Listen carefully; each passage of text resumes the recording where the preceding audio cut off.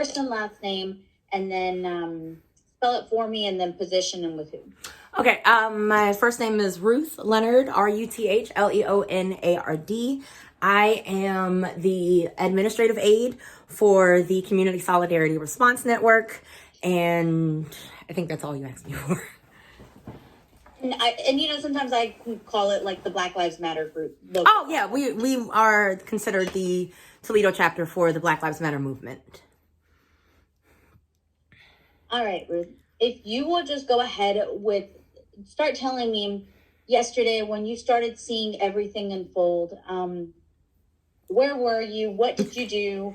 What was your describe your feelings what you were seeing? Oh my gosh. Okay, so yesterday I think everything kind of started to unravel as far as like what I thought the day was going to be after Mitch McConnell stood up and made the statement that basically said that Biden won the election. And so to have this back and forth with objecting to the election results isn't going to solve or fix anything. And I was like, oh, Mitch McConnell is being decent. Seems odd, but okay. And it was just like a cautionary optimism to it. And then they left the chambers. And at that point, I don't think I had heard anything about the protest outside, because prior to that, all of the attention was on Atlanta because they were doing the runoff election. And so I was flipping back and forth between those two. And then I flipped the news and it said that there's a gaggle of terrorists, in my opinion, that are just on the Capitol steps. And I'm like, well, that seems odd because the Capitol normally has, some of the best security. Like, they have hauled off disabled members or disabled citizens when they got too close. So I'm like, okay, they'll take care of it. It's Capitol Police. And in the back of my mind, I kept thinking like, maybe they won't because these are white men with a bone to pick and there's absolutely nothing keeping them from doing what they want and getting their way and eventually getting away with it. But I just kind of thought of it as a one-off because like no one's really going to storm the Capitol. And so I made a video and I said, oh my gosh, this is wild. They are like on the steps of the Capitol. This is big. And Julian comes out and he says, they're in the Capitol. And I'm like, how many people have been shot? Is it a bloodbath? Is it a massacre? Like, it doesn't make any sense that they're in there and there's no, like, major body count already. And then it was just kind of like a Twilight Zone of a day because I witnessed through the news just a complete disregard for any sort of respect for law enforcement in a way that has been touted as the cataclysmic expectation of the opposite of Black Lives Matter. And it sealed a lot of all of the theories that have been going around. Like when you witness a Black man, a Black woman, a Black child get murdered, there's always this thought of, well, if they would have complied, then nothing would have happened. If they would have just followed the rules, then nothing would have happened. And that always tends to be the Blue Lives Matter rallying cry. And so to see this complete disregard for law enforcement, to see them not complying, to see them doing whatever it is that they wanted to do, to see them just staking claim as with the confidence of a mediocre white man in 2021 was just, it was a paradox because it was baffling, but it was also like, they do what they want anyway. And so I just watched the whole day. And in the back of my mind, I kept thinking, if they were Black, if this were a large gathering of Black individuals who wanted to storm the Capitol, there would have been body bags all around. There would not have been there would not have been officers who were opening gates to let them into or let them onto the premises. There would not have been a single officer who was faced with at least 100 men just walking towards him threateningly, to the point that he had to run not only down the hall, but up a couple of flights of steps by himself. And there was this complete just acceptance of, well, the people want what they want. And these people just so happen to be white men and women of all ages and the elderly. And the fact that they are in these offices, that they are destroying these offices, that they are stealing, that they are doing all of this in the name of Donald Trump means that there is the same problem that we've been talking about for the past 6 years. Like, now you have to see it. You have to see it. You have to see it when the mayor of DC put out a call for the National Guard to come and help with just the amount of people who were there. And they were denied. She was denied.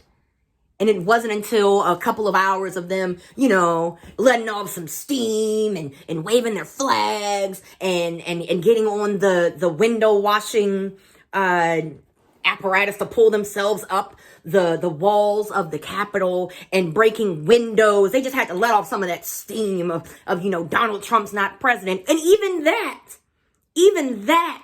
isn't what the actual goal was. They were going into the Capitol because they were told by Donald Trump that they could change the results. As American citizens, this is America. We can do what we want. We can change. It's like,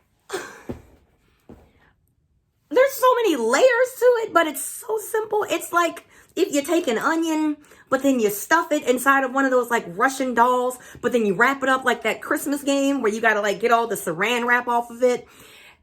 Like, that's how many layers there are to yesterday, right? And it's so frustrating because I can't remember his exact quote, but the chief of police he tweeted out a post about the police officers that are in DC and making sure, like, he was praying for them or something about the police officers and just like, oh, they're doing their job the best that they can. And it's just like, sir, on May 30th in Toledo, under your direction, citizens who were walking up and down the street in flip-flops and khaki shorts, who did 1/10 of the damage that that the individuals at the Capitol did, the individuals in Toledo were met with tear gas, with smoke bombs, with rubber bullets, with wooden bullets, just chaos. And it's like, how do you commend one group of police officers for having restraint with one group of people when your own police force can't show that level of restraint? When you have one group of people who are at the Capitol who are protesting and breaking in and committing treason against the United States, they get a slap on the wrist. But when you have Black men and women and their allies who are protesting the unfair practices of police, they are met with violence and tanks, and there's no sense of compassion or humanity for these individuals because of what they're representing. It doesn't make sense. It is frustrating. It is disgusting. The fact that that's like the America that we live in now. And I've always been aware of it. I've always wanted to make sure that, like, I didn't lose, like, my moral grounding. Like, is what I'm doing still important? Is what I'm doing for a good reason? Am I standing up for the right reasons? And I feel as though I haven't lost that in my fight over these past few years. But to see just the complete hypocrisy of Black men and women in relation to the police, as opposed to white men and women in relation to the police. Like, it's confirmation, honestly, that, like, okay, so George Floyd was confirmation that this movement is about police violence. Like, it's about that, the unmitigated gall of police officers taking lives. Like, that's what that fight was for. And just the complete opposite. And just seeing how it all just manifests itself. Like, now you can't say that you didn't know. And so it's like we are at a really pivotal time right now. Not only in the year politically, but like in American history. What comes next is going to shape the next 20 to 30 years. Because this is either the start of something or the end of something. Like, we will never go back to the status quo. There's going to be a drastic shift. And my question now is, what's going to happen? How do I take my fight forward? Because if that's what the new world is going to be, then I need to be at the forefront of it. I need to make sure that if this is the start of something, it's the start of that Black Power revolution for the new century, for the next generation. Because what I really, really need it to be is the end of white supremacy being a secret, a hush-hush thing. It being a covert way of operating. Like, no, this is very overt behavior that we're seeing. Like, there's no more questions. White supremacy is a thing. It is weaved into the fabric of our lives as American citizens, and we have to do something about it. So that's kind of like where my head is. What time is it? I don't even know what time it is, but like that's where my head is, like 18 hours after I saw the first like frames. So yeah. Sorry, I was muted. Okay. And Bruce, do you believe, you talk about that change, do you believe, I think it's in the next 13 days when, Biden,